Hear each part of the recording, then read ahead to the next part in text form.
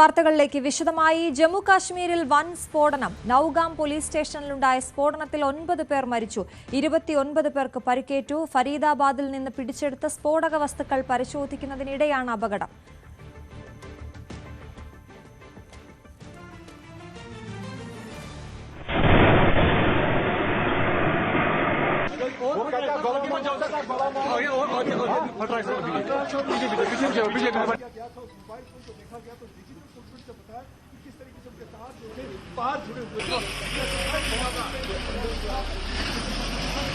കൂടുതൽ വിവരങ്ങളുമായി ന്യൂസ് ഡെസ്കിൽ നിന്ന് MG മിഥുൻ ചേരുന്നു. Mithun, good morning.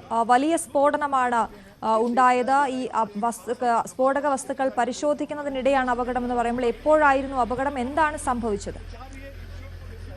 അശ്വതി, ഒരു ആക്സിഡന്റൽ ബ്ലാസ്റ്റ് എന്ന രീതിയിൽ തന്നെയാണ് ഇപ്പോൾ കാര്യങ്ങൾ പുറത്തു വന്നുകൊണ്ടിരിക്കുന്നത്. അതായത് ഈ ഫരീദാബാദിൽ നിന്ന് ഈ ഡൽഹിയിലെ ചെങ്കോട്ടയിലെ സ്ഫോടനത്തിന് ഇടയാക്കിയ വിഷയം നമുക്കറിയാം. കഴിഞ്ഞ കുറച്ച് ദിവസങ്ങളായി അതിന്റെ പരിശോധനയിലായിരുന്നു. അവിടെ നിന്ന് കണ്ടെത്തിയ ഈ സ്ഫോടക വസ്തുക്കൾ ജമ്മു കാശ്മീർ പോലീസായിരുന്നു പിടിച്ചെടുത്തത്. അതുകൊണ്ട് തന്നെ അവർ ജമ്മു കാശ്മീരിലേക്ക് ഈ വസ്തുക്കൾ മാറ്റുകയും ചെയ്തിരുന്നു. അത് പരിശോധിക്കുന്നതിനിടയിലാണ് ഇങ്ങനെ ഒരു സ്ഫോടനം, പൊട്ടിത്തെറി, വലിയ ഭീകരമായിട്ടുള്ള പൊട്ടിത്തെറി ഉണ്ടാവുകയും ചെയ്ത് നൌഗാം പോലീസ് സ്റ്റേഷനിൽ വെച്ചാണ് അത്തരത്തിൽ ഈ പൊട്ടിത്തെറി കഴിഞ്ഞ ദിവസം രാത്രി 11:30 കൂടി സംഭവിക്കുകയും ചെയ്യുന്നത്. അതിൽ അപകടത്തിൽ 9 പേർ കൊല്ലപ്പെട്ടിരിക്കുന്നു എന്നുള്ളതാണ്, മരണപ്പെട്ടിരിക്കുന്നു എന്നുള്ളതാണ്.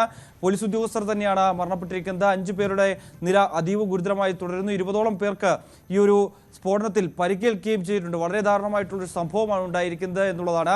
എന്താണ് കൃത്യമായി സംഭവിച്ചതെന്നുള്ള കാര്യത്തെക്കുറിച്ച് ഒരു വിശദീകരണം ഉടൻ തന്നെ ലഭ്യമാകുമെന്നാണ് നമ്മൾ പ്രതീക്ഷിക്കുന്നത്. 10 മണിക്ക് DG മാധ്യമങ്ങളെ കാണുമെന്നാണ് അറിയിച്ചിരിക്കുന്നത്. എന്താണ് കഴിഞ്ഞ ദിവസം ഈ ഒരു സംഭവത്തിന് ഇടയാക്കിയത്, എങ്ങനെയാണ് ഈ അപകടം ഉണ്ടായത്, അതല്ല മറ്റേതെങ്കിലും തരത്തിലുള്ള ശ്രമങ്ങൾ ഉണ്ടായിട്ടുണ്ടോ, ഏതെങ്കിലും തരത്തിൽ മറ്റ് ഒരു രീതിയിലുള്ള അറ്റാക്ക് ഈ പോലീസ് സ്റ്റേഷനിൽ ഇത്തരത്തിൽ ഈ മാരകമായിട്ടുള്ള സ്ഫോടക വസ്തുക്കൾ ഇവിടെയാണ് സൂക്ഷിച്ചിരിക്കുന്നത് എന്നുള്ള കാര്യം ഏതെങ്കിലും തരത്തിൽ ഒരു മറ്റുള്ളവർ അറിയുകയോ അല്ലെങ്കിൽ അത്തരത്തിൽ ഏതെങ്കിലും തരത്തിലുള്ളൊരു ഒരു അറ്റാക്ക് ഈ ജെയ്ഷെ മുഹമ്മദ് ഭീകരരുടെ ഭാഗത്തു നിന്നൊക്കെ ഉണ്ടായോ എന്നടക്കമുള്ള കാര്യങ്ങളിലൊരു വ്യക്തത എന്തായാലും വരേണ്ടതായിട്ടുണ്ട്. എന്തായാലും നിലവിൽ ലഭ്യമാകുന്ന വിവരങ്ങൾ അനുസരിച്ച് ഒരു ആക്സിഡന്റൽ ബ്ലാസ്റ്റായി മാത്രമാണ് ഇപ്പോൾ പുറത്തു വന്നിരിക്കുന്നത്. വളരെ ഭീകരമായിട്ടുള്ള ശബ്ദത്തോടു കൂടി ഈ വലിയ പൊട്ടിത്തെറിയാണ് ഉണ്ടായിരുന്നത്.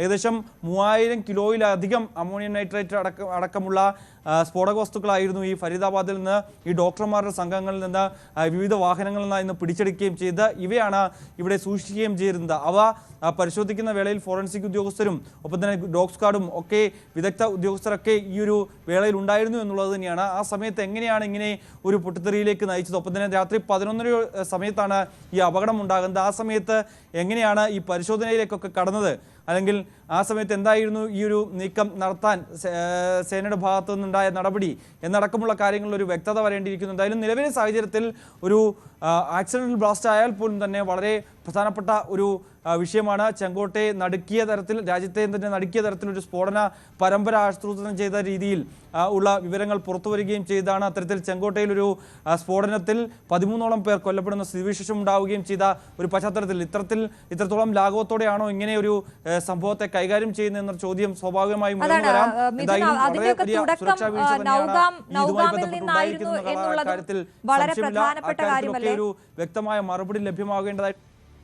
മിഥുൻ, ഈ സ്ഫോടന പരമ്പരയെക്കുറിച്ച് പറയുമ്പോൾ, സ്ഫോടനത്തെക്കുറിച്ച് സംസാരിക്കുമ്പോൾ ഇതിൻ്റെയൊക്കെ തുടക്കം, ഒരു സംശയനിഴൽ തുടങ്ങിയത് ഈ നൌഗാമിൽ നിന്നാണ് എന്നുള്ളതും വളരെ പ്രധാനപ്പെട്ടതല്ലേ? അവിടെ തന്നെയാണ് ഈ പരിശോധനയ്ക്കിടെയുള്ള സ്ഫോടനവും ഉണ്ടായിരിക്കുന്നത്.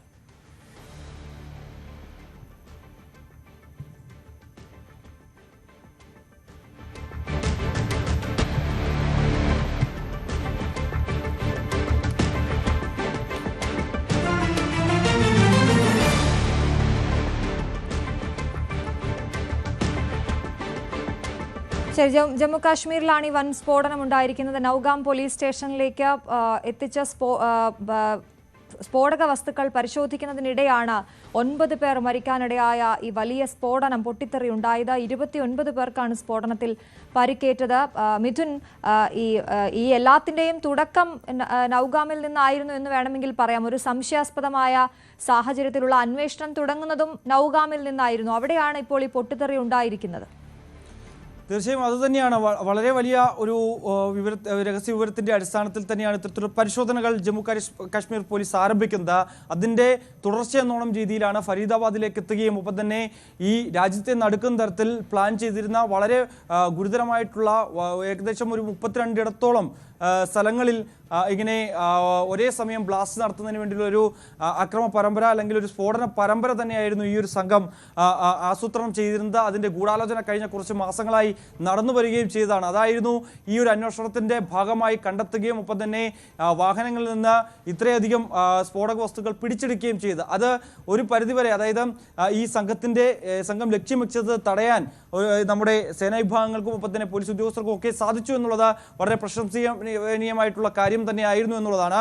പക്ഷേ ആ സമയത്ത് രക്ഷപ്പെട്ട ഉമർ നബി എന്ന ഭീകരൻ ഇതിൻ്റെ ഈ ഒരു സ്ഫോടന പരമ്പരയുടെ മുഖ്യ ആസൂത്രകൻ ഇയാളാണ് ഇത്തരത്തിൽ ഒരു ചാവേർ എന്ന രീതിയിൽ നമുക്കറിയാം ജെയ്ഷെ മുഹമ്മദ് ഭീകരരുടെ ഭാഗത്ത് നിന്ന് പല രീതിയിലുമുള്ള ആക്രമണം ഇന്ത്യയെ സംബന്ധിച്ച് നേരത്തെ ഉണ്ടാവുകയും ചെയ്തിട്ടുണ്ടായിരുന്നു. അവിടെയൊക്കെ പുൽവാമയിലൊക്കെ ആയാൽ തന്നെ ഒരു ചാവേർ ആക്രമണം എന്ന രീതിയിലായിരുന്നു കാര്യങ്ങൾ മുന്നോട്ട് പോവുകയും ചെയ്തിട്ടുള്ളത്. നിരവധി പേർക്ക് ജീവഹാനി സംഭവിക്കുന്ന തരത്തിലേക്കൊക്കെ പോയത് നമ്മൾ മുൻകാലങ്ങളിൽ കാണുകയും ചെയ്തതാണ്. അതേ രീതിയിലുള്ള ഒരു ആക്രമണം ഒരു 32 വാഹനങ്ങൾ കേന്ദ്രീകരിച്ച് അത്തരത്തിൽ സെക്കൻഡ് ഹാൻഡ് വാഹനങ്ങൾ വാങ്ങിക്കുക, അതിൽ ഈ കടത്തിക്കൊണ്ടുവന്നിട്ടുള്ള അമോണിയം നൈട്രേറ്റ് പോലുള്ള മാരകമായിട്ടുള്ള സ്ഫോടക വസ്തുക്കൾ നിറച്ച് പ്രധാനപ്പെട്ട നഗരങ്ങളിൽ ആളുകൾ കൂടുതൽ വന്നു പോകുന്ന തിങ്ങി നിറഞ്ഞ് പോകുന്ന സ്ഥലങ്ങളിലേക്കൊക്കെ ഈ വാഹനങ്ങൾ പാർക്ക് ചെയ്ത് ഒരു ചാവേർ ആക്രമണം എന്ന രീതിയിൽ സ്ഫോടന പരമ്പര സൃഷ്ടിക്കാനായിരുന്നു ഈ സംഘത്തിൻ്റെ നീക്കമുണ്ടായിരുന്നത്. അത് എന്തായാലും തടയിടാൻ നമുക്ക് സാധിച്ചു എന്നുള്ളത് വളരെ പ്രധാനപ്പെട്ട കാര്യമാണ്. അതിലൊരാളാണ് ഈ ഉമർ നബി, മുഖ്യ ആസൂത്രകൻ. അയാൾ ഇത്തരത്തിൽ ചെങ്കോട്ടയിൽ ഒരു സ്ഫോടനം നടത്താൻ ശ്രമിക്കുന്നു. അതിൽ സിഗ്നൽ വീണതുമൊക്കെ നമ്മൾ കാണുകയും ചെയ്തതാണ്. അവിടെ വെച്ച് വലിയ പൊട്ടിത്തെറി ഉണ്ടാവുകയും 13ഓളം പേർ കൊല്ലപ്പെടുകയും ചെയ്തതാണ്. അതിന് പിന്നാലെയാണ് ഈ വസ്തുക്കൾ കൂടുതൽ പരിശോധനയ്ക്ക് വിധേയമാക്കുന്നത്. എവിടെ നിന്നാണ് ഇവ ലഭ്യമായത്, ഏതെങ്കിലും തരത്തിൽ മറ്റ് ആളുകൾ ഇതിൽ ഉൾപ്പെട്ടിട്ടുണ്ടോ, കൂടുതൽ സംഘങ്ങൾ ഇതിൽ ഉൾപ്പെട്ടിട്ടുണ്ടോ, ജെയ്ഷെ മുഹമ്മദിൻ്റെ അടക്കം കാര്യങ്ങളിൽ വ്യക്തമായ പരിശോധന എൻഐയുടെ ഭാഗത്തു നിന്ന് നടന്നു വന്നുകൊണ്ടിരിക്കുകയാണ്. തുർക്കിയിൽ നിന്ന് സഹായം ലഭിച്ചതായിട്ടുള്ള വിവരങ്ങൾ ഉണ്ടായിരുന്നു. മറ്റ് നിർണായകമായിട്ടുള്ള വിവരങ്ങൾ എൻഐയെ കണ്ടെത്തുകയും ചെയ്തു. ഒപ്പം തന്നെ അൽഫല യൂണിവേഴ്സിറ്റിയിലേക്ക് ഈ പറയുന്ന സംഘത്തിലുണ്ടായിരുന്ന ഡോക്ടർമാരൊക്കെ ഈ യൂണിവേഴ്സിറ്റിയിൽ വർക്ക് ചെയ്തവരാണ്, ഒരേ സമയം ജോലി നോക്കിയവരാണ്. അവിടെ ഈ അൽഫല യൂണിവേഴ്സിറ്റിയുമായി ബന്ധപ്പെട്ട ഏതെങ്കിലും തരത്തിൽ ബന്ധമുണ്ടോ ഇതിൽ, അല്ലെങ്കിൽ അൽഫലയ്ക്ക് ഫണ്ട് നൽകുന്നത് എവിടെ നിന്നാണ്, ഫണ്ട് വരുന്നത് എവിടെ നിന്നാണ് എന്നടക്കമുള്ള കാര്യങ്ങൾ പരിശോധിച്ചു വരികയായിരുന്നു. ഇവർക്ക് കാലാകാലങ്ങളായി എവിടെ നിന്നാണ് ഈ സഹായം ലഭിച്ചുകൊണ്ടിരുന്നത് എന്നടക്കമുള്ള കാര്യങ്ങൾ പരിശോധിക്കുന്ന നിലയിലാണ് ഇപ്പോൾ രാജ്യത്ത് നടക്കിയ തരത്തിൽ രണ്ടാമത്തെ സ്ഫോടനം ഉണ്ടാകുന്നത്. അതും പോലീസ് സ്റ്റേഷനിൽ ഈ പരിശോധനയിൽ ഇരിക്കുമ്പോൾ ഒരു സ്ഫോടനം ഉണ്ടാകുന്നു. അതിൽ 9 പോലീസ് ഉദ്യോഗസ്ഥർ മരണപ്പെടുന്ന സ്ഥിതിവിശേഷം, കൂടുതൽ പേർക്ക് പരിക്കേൽക്കുന്നു.